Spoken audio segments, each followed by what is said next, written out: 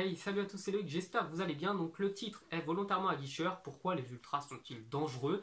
Ce n'est pas parce que les ultras sont dangereux dans un sens réel, où ils vont menacer les adversaires, où ils vont tuer des gens. Non, non, non.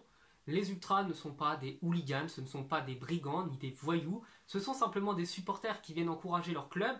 Dans tous les cas, qu'il pleuve, qu'il vente, qu'il neige, les ultras seront toujours présents.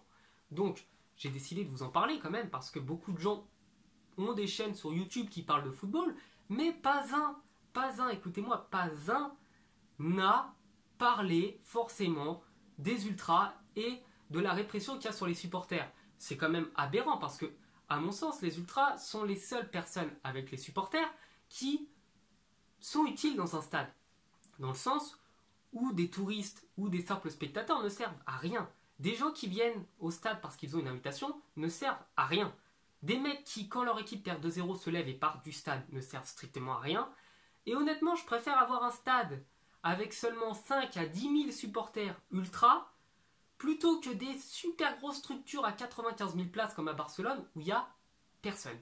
Parce que je l'ai fait. Je suis allé voir un match de Barcelone, je sais que j'ai un maillot du Real, mais j'avais fait un pari, voilà, obligé de porter le maillot du Real pendant une semaine. Donc je suis allé à Barcelone et il n'y a pas de supporters là-bas. Il n'y a pas de supporters. Vous pouvez me croire ou non. Moi, c'est l'expérience que j'ai vécue. Il n'y a pas d'ultra, il n'y a pas de supporters, il n'y a que des touristes. Donc, mauvaise ambiance. Et du coup, les ultras, c'est quand même un peu le but de la vidéo, représentent une menace, par contre, dans la toute-puissance des ligues de football professionnelles, donc auprès des préfets, des députés, des maires, tout ça.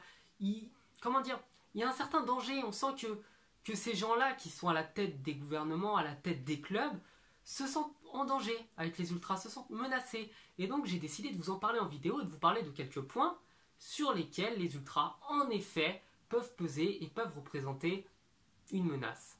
Donc en premier lieu, c'est d'un point de vue sportif. On l'a vu avec Saint-Etienne, on l'a vu avec le PSG à l'époque où il y avait des crises, où ça allait pas bien. Quand un club ne va pas bien, quand il y a des problèmes avec la direction ou avec des joueurs, eh bien les ultras sont, on va dire, au front, en première ligne, prêts à prendre tout ce qu'il faut prendre dans la tête s'il faut, pour manifester leur mécontentement, pour demander simplement du respect de la part de la direction vis-à-vis d'eux, vis-à-vis des joueurs, vis-à-vis du club, vis-à-vis de l'histoire aussi du club. Et donc les ultras ne lâcheront pas l'affaire. Et s'il y a un problème et que le club est rétrogradé, même en DH s'il le faut, eh bien vous pouvez me croire, les ultras seront toujours là et continueront à encourager leurs équipes. Le second point, c'est celui financier.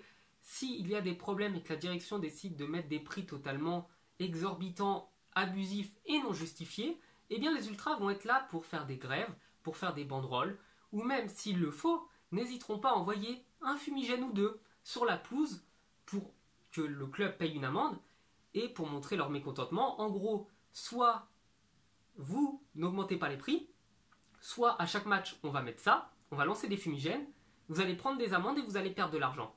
Donc vous allez essayer d'en gagner en nous faisant payer plus cher, mais nous on va vous faire perdre cet argent en vous faisant prendre des amendes.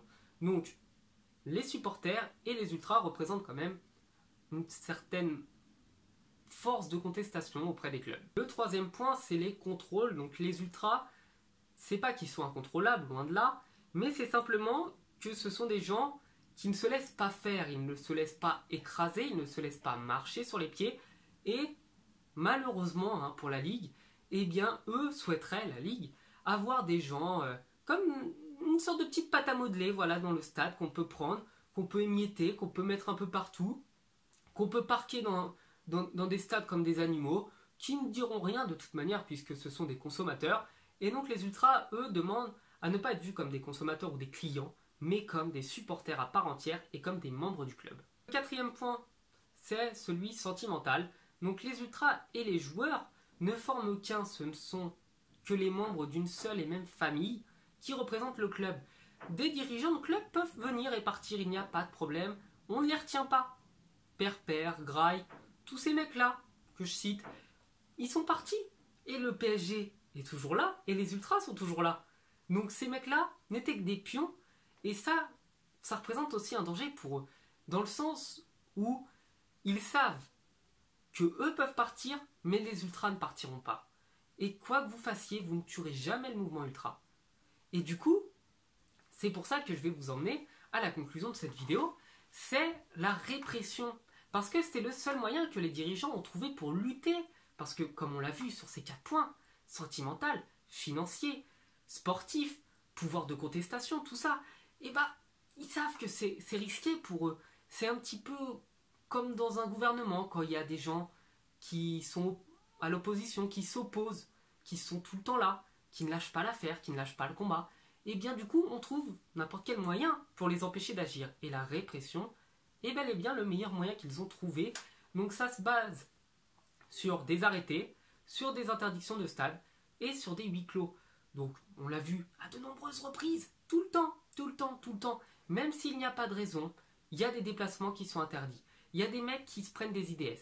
Il y a des gars comme à Bordeaux qui prennent 24 heures de garde à vue parce qu'ils sont rentrés dans le stade en venant de Bordeaux.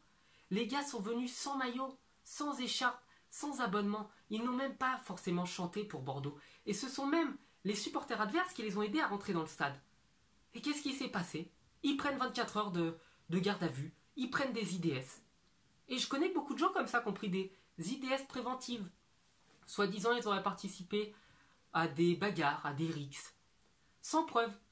Mais sans preuve, on ne peut pas accuser les gens. Donc on dit préventive. Parce que la personne est dangereuse, représente une menace avec beaucoup de guillemets, beaucoup de conditionnels.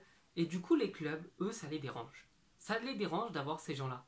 Toutes ces choses-là font que les clubs se sentent en danger. Parce que oui, les ultras sont une menace pour les clubs, sont une menace pour les gens mal intentionnés surtout, alors qu'en réalité, s'il y a un respect mutuel de la part du club et de la part des supporters, eh bien, il n'y a aucun problème. Bon, du coup, j'espère que ce type de vidéo-là vous plaira.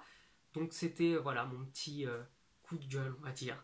Donc, ma petite phase de révolte contre les directions des clubs, contre les dirigeants. Donc, je ne sais pas comment je vais faire au montage parce que j'ai dit plein de choses. Je vais sûrement couper énormément de parties de la vidéo. Donc, je vous souhaite de passer une très bonne journée. N'hésitez pas à vous abonner si ça vous a plu. Je vous remercie, c'était Loïc et je vous dis à la prochaine. Ciao!